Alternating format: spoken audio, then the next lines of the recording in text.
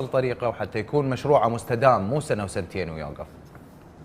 استاذ محمد، انا ناشدت هواي، وخصوصا اناشد انه انا ما عندي دعم من الدوله ولا من كل منظمه ولا من كل مكان. انسان دعم ذاته ودعمه من خلال التواصل والشرفاء والعراقيين وكل الناس المحافظات العراقيه.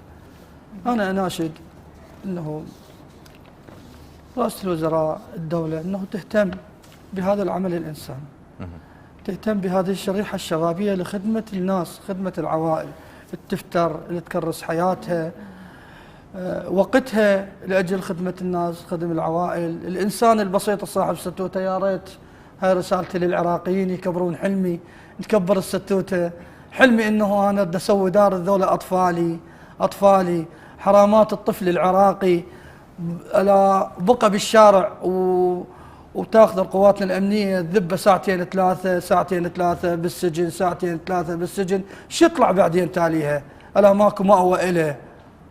احنا خلينا نكون عن السبب الاهل او عن السبب هذا، يجوز ابوه مريض لقيت، يجوز ابوه معاق، يجوز كذا، يجوز له سبب، اكو لا بدون سبب، لكن هذا الطفل حرامات. تمام، ان شاء الله توصل مناشدتك. اريد مناشدتي من خلال قناتكم ان شاء الله. اي والله، وتوصل وتحققون حلمي. وهذا مناشدتي للعراقيين، مناشدة لكل العراقيين اللي يتابعون قناتكم الطيبة.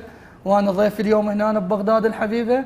تكبر الستوتة ويكبر حلمي، أكبر الدار، هو الدار أسميه الدار حلمي، الدار الغير العراقية إن شاء الله. شكرا جزيلا، القعدة حلوة وياك.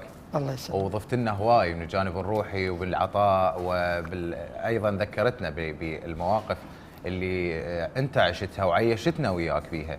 فشكرا جزيلا استاذ حسين عنيناك، وشرفتنا ببرنامج عراق ايفنينج. اي يا شهد، حياك الله استاذ حسين.